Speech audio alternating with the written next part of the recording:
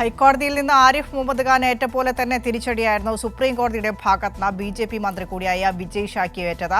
Colonel Sophia ഖുറേഷിക്കെതിരായ വർഗീയ പരാമർശത്തിൽ മധ്യപ്രദേശിലെ ബി.ജെ.പി. മന്ത്രി വിജയ് ഷായ്ക്കെതിരെ പ്രത്യേക അന്വേഷണത്തിന് ഉത്തരവിട്ടിരിക്കുകയാണ് സുപ്രീം കോടതി. ജസ്റ്റിസുമാരായ സൂര്യകാന്ത, എൻ കോടീശ്വരർ സിംഗ് എന്നിവർ അടങ്ങിയ ബെഞ്ചാണ് പ്രത്യേക അന്വേഷണ സംഘത്തെ രൂപീകരിക്കാൻ നിർദ്ദേശം നൽകിയത്.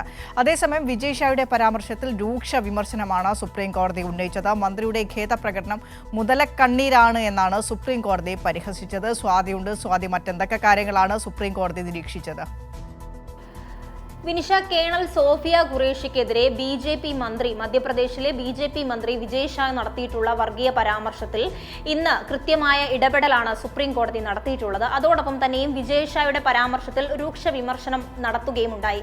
ഏറ്റവും പ്രധാനമായി സുപ്രീം കോടതി ചൂണ്ടിക്കാണിച്ചത് ഇത് സംബന്ധിച്ച നിയമ നടപടി നേരിടണം, അതിനായി ഒരു പ്രത്യേക അന്വേഷണ സംഘത്തെ നിയോഗിക്കണമെന്നുള്ള നിർദ്ദേശമാണ് മധ്യപ്രദേശ് സർക്കാരിന് നൽകിയിട്ടുള്ളത്. 3 അംഗങ്ങൾ അടങ്ങുന്ന ഒരു പ്രത്യേക അന്വേഷണ സംഘം എന്ന് പറയുമ്പോൾ അതിൽ ഉൾപ്പെടുന്ന 3 പേരും IPS ഉദ്യോഗസ്ഥരായിരിക്കണം. ആ IPS ഉദ്യോഗസ്ഥരിൽ തന്നെ ഒരു വനിതാ ഉദ്യോഗസ്ഥ ഉണ്ടാകണമെന്നും ഇവരെല്ലാവരും തന്നെ മധ്യപ്രദേശിന് പുറത്തു നിന്നുള്ളവരായിരിക്കണമെന്നും കോടതി നിർദ്ദേശിച്ചിട്ടുണ്ട്. എന്തായാലും ഈ സംഭവവുമായി ബന്ധപ്പെട്ട് ഒരു നിഷ്പക്ഷമായ അന്വേഷണത്തിനാണ് ഇന്ന് സുപ്രീം കോടതി ഉത്തരവിട്ടിട്ടുള്ളത്. കൃത്യം ഇതുമായി ബന്ധപ്പെട്ട അന്വേഷണത്തോട് മന്ത്രി സഹകരിക്കണമെന്നും അറിയിച്ചിട്ടുണ്ട്. കൃത്യമായുള്ള നിരീക്ഷണങ്ങൾ ഇത് സംബന്ധിച്ച് കോടതി നടത്തുകയും ചെയ്തു. അടുത്ത വാദം കേൾക്കുന്ന സമയത്ത്, അതായത് മെയ് 28-നാണ് ഈ കേസിൽ അടുത്ത വാദം കേൾക്കുന്നത്. ആ സമയത്ത് ഇത് സംബന്ധിച്ച തൽസ്ഥിതി റിപ്പോർട്ട് സമർപ്പിക്കുവാനാണ് സുപ്രീം കോടതി നിർദ്ദേശിച്ചിട്ടുള്ളത്.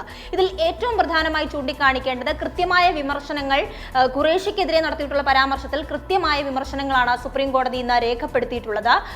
രാഷ്ട്രീയ രംഗത്ത്, പ്രത്യേകിച്ചും പൊതുരംഗത്തൊക്കെയും നിൽക്കുന്ന, എല്ലാവരും അറിയപ്പെടുന്ന ഒരു നേതാവ് എന്ന നിലയിൽ ഓരോ വാക്കുകളും ഓരോ പ്രസ്താവനകൾ നടത്തുമ്പോഴും അത് വളരെ സൂക്ഷ്മതയോടെ നോക്കണമെന്നും അതോടൊപ്പം വിവേകപൂർണമായിട്ടുള്ള പ്രസ്താവനകൾ മാത്രമേ നടത്താൻ പാടുള്ളൂ എന്നുള്ള നിർദ്ദേശം നൽകുകയുണ്ടായി. അതോടൊപ്പം തന്നെ ഈ വിവാദ പരാമർശം അടക്കം നടത്തിയതിന്റെ വീഡിയോ അടക്കം പരിശോധിച്ചുകൊണ്ടാണ് സുപ്രീം കോടതി വാദം നടത്തിയത്. ആ വാദത്തിൽ ഉടനീളം തന്നെ അദ്ദേഹം നടത്തിയിട്ടുള്ള ഖേദപ്രകടനങ്ങളെയും എല്ലാ അഭിപ്രായങ്ങളെയും പൂർണ്ണമായും തള്ളിക്കൊണ്ടാണ് സുപ്രീം കോടതി ഈ വിഷയം പരിഗണിക്കുകയും ചെയ്തത്. അതിൽ ഏറ്റവും പ്രധാനമായി നോക്കിക്കാണേണ്ടത് ഇത്തരത്തിൽ ഖേദപ്രകടനം നടത്തുന്നതിൽ ഒരു ആത്മാർത്ഥത ഇല്ല എന്ന് കോടതി ചൂണ്ടിക്കാണിക്കുകയുണ്ടായി. അദ്ദേഹത്തിന്റെ പരാമർശം രാജ്യമെമ്പാടും കാണുകയും അതിൽ രാജ്യം ലജ്ജിക്കുകയും ചെയ്ത സാഹചര്യമുണ്ട്. അതുകൊണ്ട് തന്നെ ഇപ്പോൾ നടത്തുന്ന ഖേദപ്രകടനം എന്ന് പറയുന്നത് അംഗീകരിക്കാൻ കഴിയില്ല എന്നാണ് സുപ്രീം കോടതി ചൂണ്ടിക്കാണിച്ചിട്ടുള്ളത്. ഇത് നിയമ നടപടികളിൽ നിന്ന് രക്ഷപ്പെടാൻ വേണ്ടി നടത്തുന്ന ഒരു നീക്കമല്ല എന്ന് എങ്ങനെ പറയാൻ കഴിയും എന്നുള്ളതും സുപ്രീം കോടതി ചോദിക്കുകയുണ്ടായി. എന്തായാലും കേന്ദ്ര സർക്കാരിനും അതോടൊപ്പം തന്നെ ബി.ജെ.പി. ഭരിക്കുന്ന മധ്യപ്രദേശ് സംസ്ഥാന സർക്കാരിനും കടുത്ത വിമർശനവും തിരിച്ചടിയുമാണ് ഈ കേസിലൂടെ ഉണ്ടായിട്ടുള്ളത്. പ്രത്യേക അന്വേഷണ സംഘത്തെ അടക്കം നിയോഗിക്കാൻ വേണ്ടി സുപ്രീം കോടതി നിർദ്ദേശിക്കുമ്പോൾ മധ്യപ്രദേശ് ഹൈക്കോടതി നടത്തിയിട്ടുള്ള കണ്ടെത്തലുകളും വിമർശനവും അത് ശരിയാണെന്ന് വെക്കുകയാണ് സുപ്രീം കോടതിയും. എന്തുകൊണ്ട് കേസ് രജിസ്റ്റർ ചെയ്യാൻ വൈകി എന്നതടക്കമുള്ള രൂക്ഷ വിമർശനം മധ്യപ്രദേശ് സർക്കാരിനും പോലീസും മധ്യപ്രദേശ് ഹൈക്കോടതിയിൽ നേരിട്ടിരുന്നു. അതിന് പിന്നാലെയാണ് സുപ്രീം കോടതിയും ഇത്തരത്തിൽ ഒരു ഇടപെടൽ നടത്തിയിട്ടുള്ളത്. അതേസമയം തന്നെ ഈ വിഷയവുമായി ബന്ധപ്പെട്ട് മന്ത്രിസ്ഥാനത്ത് നടക്കം ഇയാളെ മാറ്റി നിർത്തണം, അല്ലെങ്കിൽ മന്ത്രിസ്ഥാനത്ത് തുടരുവാൻ ഇയാൾ യോഗ്യനല്ല എന്നടക്കം പ്രതിപക്ഷ പാർട്ടികൾ ഉന്നയിച്ചിരുന്നു. എന്നാൽ ആ ആരോപണങ്ങളിൽ ഒന്നും തന്നെയും ഇതുവരെയും ബി.ജെ.പി. ദേശീയ നേതൃത്വമോ പ്രധാനമന്ത്രി നരേന്ദ്രമോദിയോ മറ്റൊരു നേതാക്കളും പ്രതികരിക്കാൻ പോലും തയ്യാറായിട്ടില്ല.